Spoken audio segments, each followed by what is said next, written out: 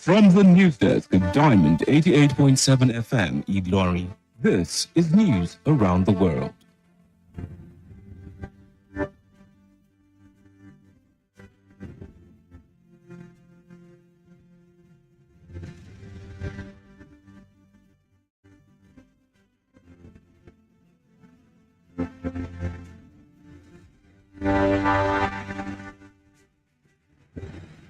In the headlines, President Tinubu to sign amended electoral bill this month.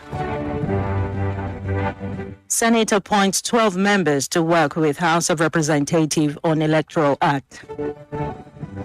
Defense headquarters activate Operation Savannah Shield, inquire to curb insecurity.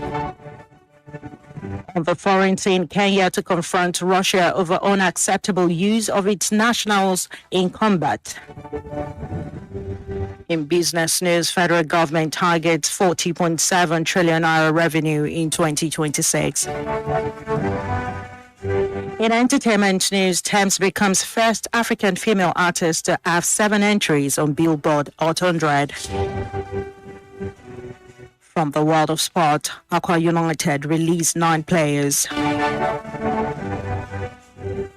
Good evening and many thanks for joining us for news across the world. And I'm in 88.7 FM Ilorin. I am Omonike Babatunde. You can listen to us via our website at www.diamondfm.net. Also live on Facebook at Diamond 887 FM. You can also download the app on Play Store, Diamond 887 FM. We'll bring you details of the news after this break. Let's go away, please.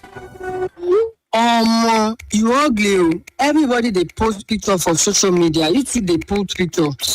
Hey, wait, this picking no even fine. Yeah. See this bro guy, now your generation they here. You probably don't know how much your words hurt, but cyberbullying is real. Words hurt, whether it's in person, from typing, or behind a screen. Just a comment or unnecessary share from someone you know or from a complete stranger can hurt. Words can even end lives. Think before you type. Stop cyberbullying today. This message is reaching you from Diamond 88.7 FM, Ilorin.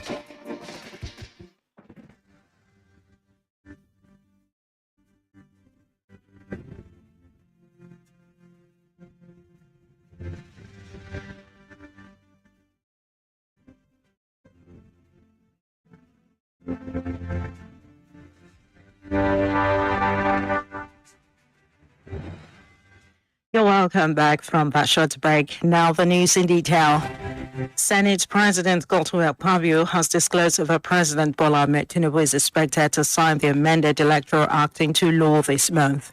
Akpabio said this today during an emergency plenary session where the lawmakers constituted a committee to harmonize its version of the bill with the one passed by the House of Representatives amid the backlash triggered by some amendments to the act.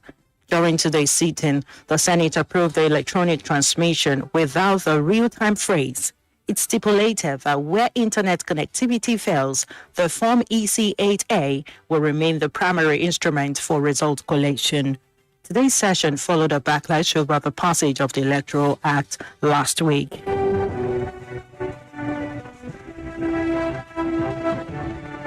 The Senate has appointed 12 members to work with the House of Representatives on the Electoral Amendment Act, which has stirred recent uproar. The President of the Senate, Godswill Akpabio, announced the committee members today during an emergency plenary session. The members are Senator Simon Lalong, who will serve as chairman, Senator Orji Uzor Kalu, Senator Tahir Mungono, Senator Adamu Alero, Senator Abamoro, Senator Asoko Ekpenyong, Senator Aminu Iabaz, Senator Tokumbo Abiru, Senator Niyi Eseyan, Senator Jibrin Isa, Senator Banigo, and Senator Oyekachi Unweboyi. The Senate President said the outcome will be transmitted promptly to President Bola Ahmed Tinubu for assent by the end of February and subsequently struck the gavel to formally constitute the committee.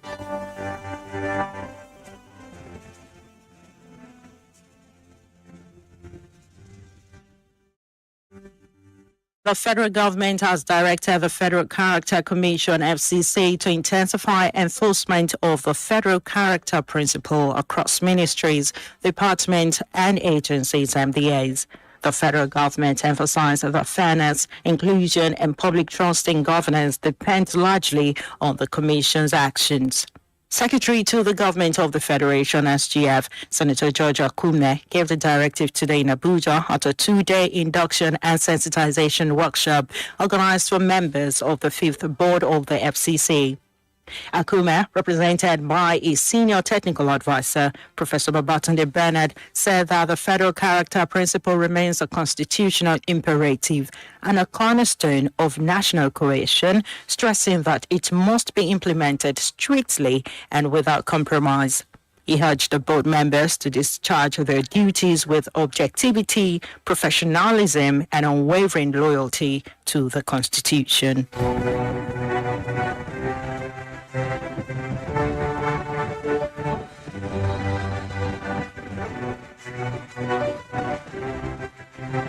Operation Savannah Shield, deployed in Kwara State following last week's terrorist attack in Woro community in Kayama local government area, has swung into operation.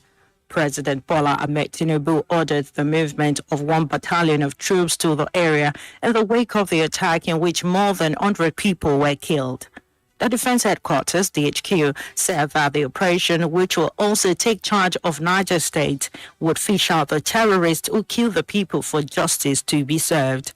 In an statement by Defense spokesman Major General Michael Onoja, also itemized some of the success recorded by troops in other parts of the country. The DHQ, which also expressed its condolences to the families of the victims, said the military is working with other security agencies to create an environment where every Nigerian can thrive without fear or apprehension.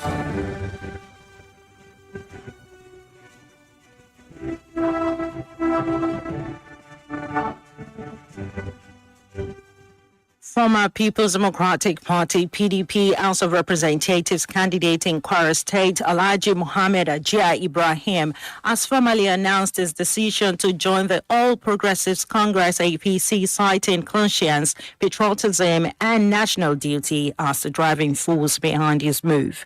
In a press statement he personally signed and made available to newsmen, Ajia said his decision followed months of deep reflection, wide consultation, and a careful examination of Nigeria's current political and security realities. Ajia noted that after evaluating various political platforms, he concluded that the APC currently offers the most realistic venue for him to contribute meaningfully to Nigerian security and survival, particularly at a time the country is grappling with insurgency, banditry, and other forms of criminality. Ajia clarified that his decision to join the APC is not motivated by any intention to seek elective office or political appointment, disclosing that since his resignation from the Nigerian Police Force in 2017, he has not accepted any government appointment and has continued to serve the nation in his personal capacity.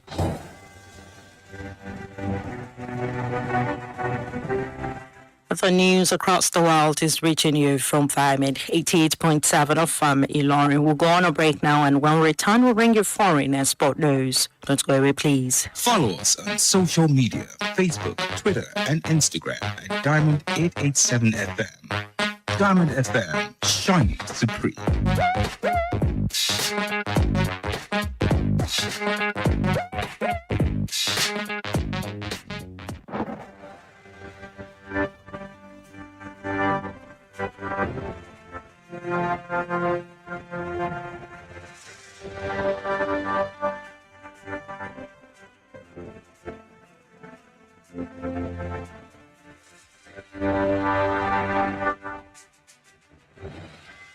You're welcome back from that break. You're still listening to news across the world, reaching you from Diamond 88.7 of Ilorin. Now we move on to the foreign stories.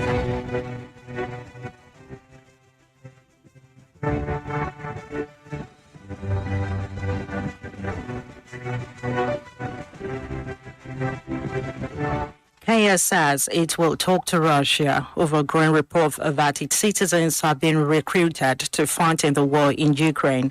Kenya Foreign Minister Musalia Mudavadi called the practice unacceptable.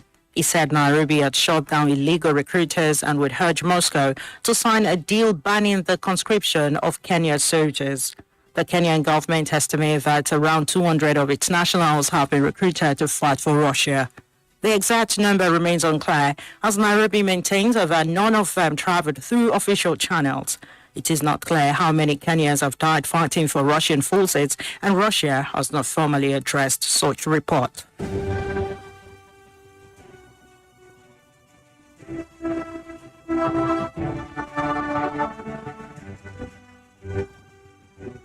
Still on the foreign scene, Indonesia says it is preparing up to 8,000 soldiers for deployment to Gaza, the first country to do so as part of Phase 2 of the ceasefire agreement brokered by the United States late last year. The Army Chief of Staff General Maruli Simanjutak said training for the soldiers had already begun and that they would focus on medical and engineering roles in Gaza. Indonesia has joined President Donald Trump's Board of Peace, which was announced last month. The timing of the Indonesian troop deployment and the exact role in Gaza have not yet been finalized, but it appears that President Prabowo Subianto has decided they will go.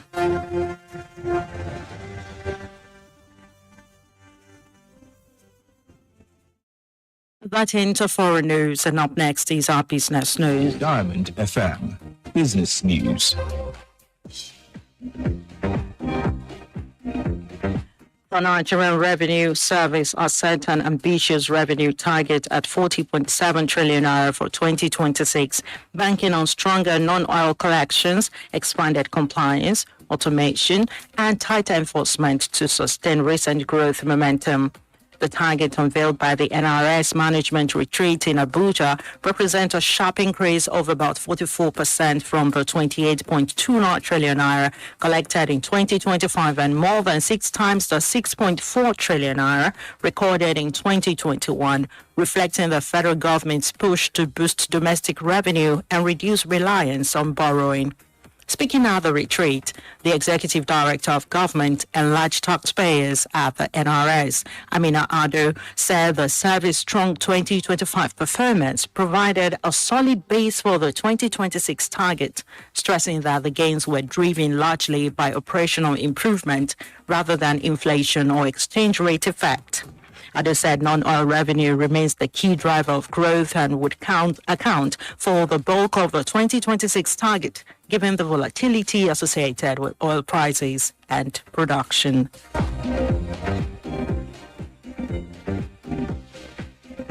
That ends our business news. Up next is our entertainment news. Diamond FM Entertainment News.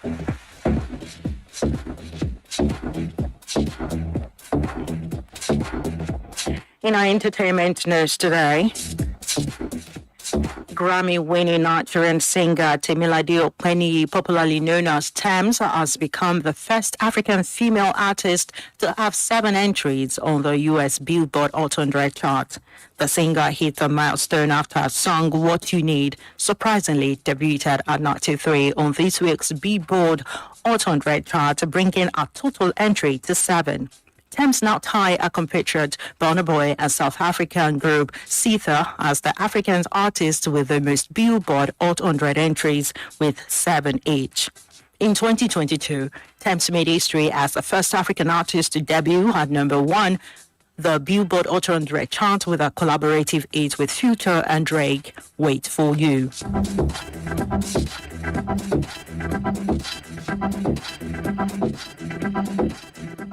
That ends our entertainment news, and up next is Diamond FM Sports News.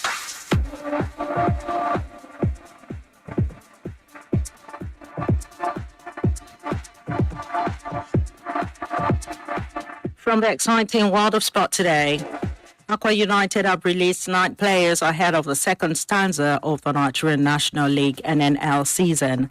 The released players are Anyete Uko, Eric Francis, Lazarus Ebuka, Itebu James, and Joshua Unoro, among others. who could join Tanzania's side Mbeya Kwanza, while Francis moved on loan to Atland. Meanwhile, Aqua United have strengthened their squad with 5 new players in readiness for the second stanza. The second stanza is expected to commence on February 14, 2026.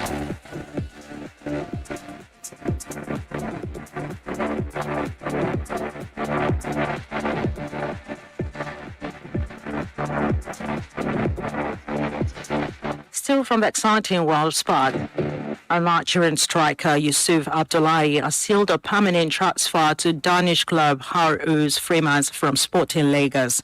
The 18-year-old spent 3 years with Sporting Lagos, graduating from the academy side to the first team. The youngster also represented the club at various youth competitions in Nigeria and outside the country. Abdullah scored on his competitive debut for the Nigerian National League and in Al Outfit, the first academy graduate to achieve the feat. And that's it from the exciting world of sport.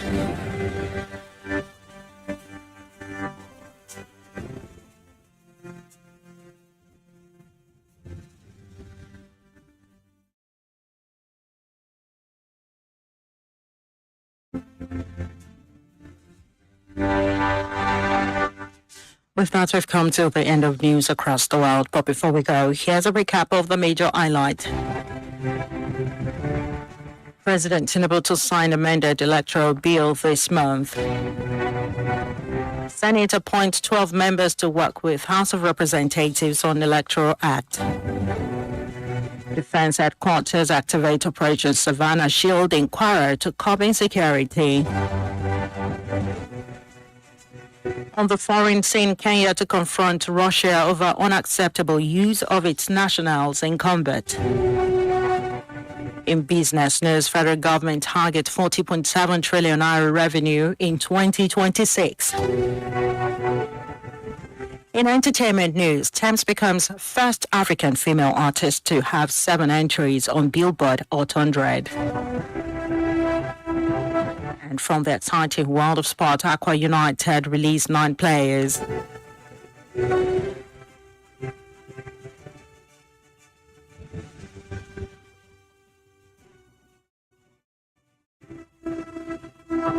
For today in history, did you know that on this day in 2006, renowned Nigerian human rights activist and medical doctor Beko Ransom Kuti, who is also the elder brother to Fela Kuti, passed away? Now you know. For information about happenings around you, kindly contact them at the FEM newsroom number on 091-6062-7526. For news across the world was edited by Abiodun Akinwumi, and my name is Omonike Babatunde. Thank you for listening to your Shining Supreme station, and please stand by for the news in Yoruba language. Good evening.